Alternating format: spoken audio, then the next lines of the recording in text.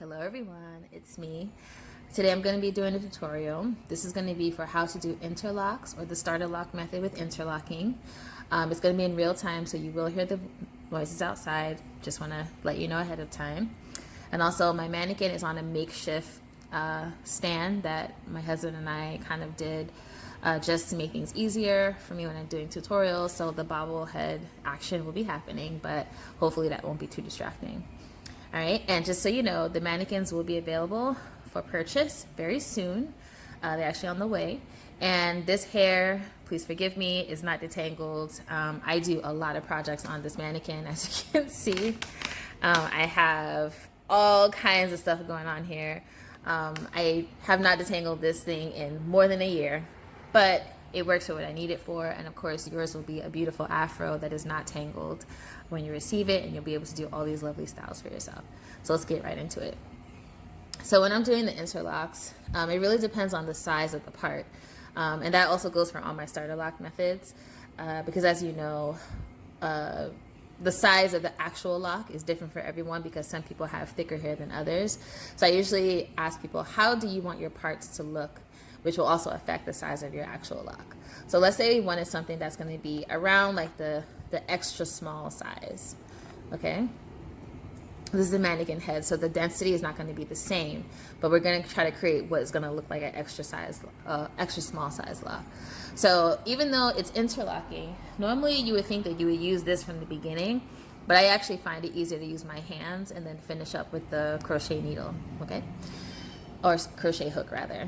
So what I like to do is kind of like twist the ends to create a bit of like tangling action. Typically the hair is nicely detangled, shampoo, conditioned, detangled. I do put a bit of oil on the ends, so this part would actually be more curly. And then I just get right in from the beginning. So get in there. Again, this will be detangled when it's someone's actual hair. So then I pull it through, and that's my first little section there. Then with interlocking, the important thing about it is making sure that you're not going in the same direction.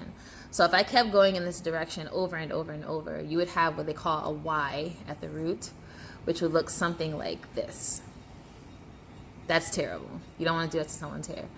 So the objective is to do the technique, but you're doing it so that when you're done, you don't have Y's at the roots, and you also have a lock that doesn't look like a braid, because you don't want that. So that's the second piece. So it's in a different direction. So if you can see how like the first way we went this way, then the second way we went through that to bring it here. Now this way, where it's like kind of like a piece here and a piece here, we're gonna go through both of them.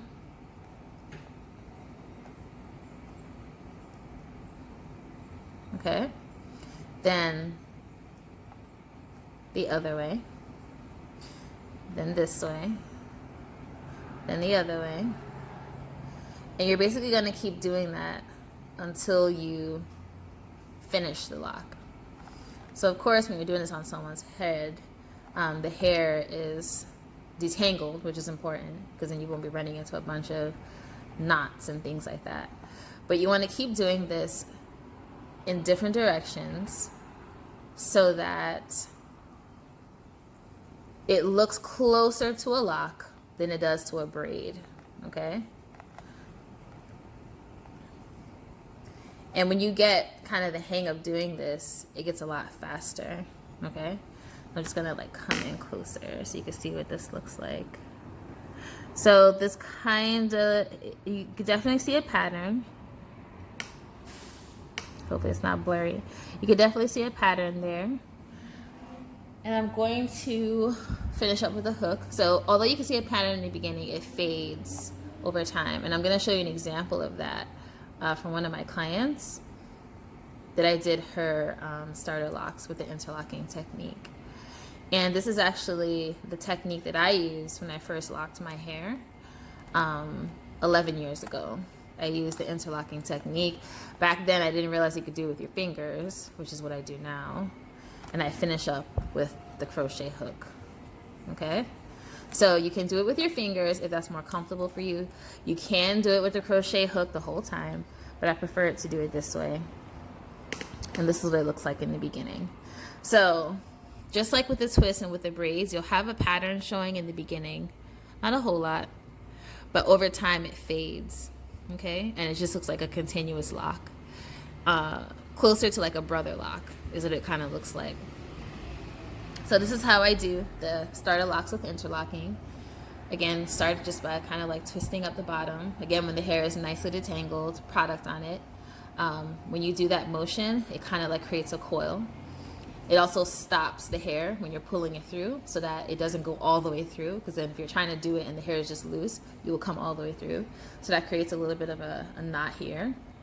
Then you keep doing it in different directions, making sure to go through the two sections, through the two strands, so that you're not creating a Y at the root portion, which will basically create holes in the locks. And then I always finish up with a crochet latch hook so that it's tight to the scalp, but not too tight. All right, so that's my tutorial for today. Thanks for watching. See you guys later. Bye.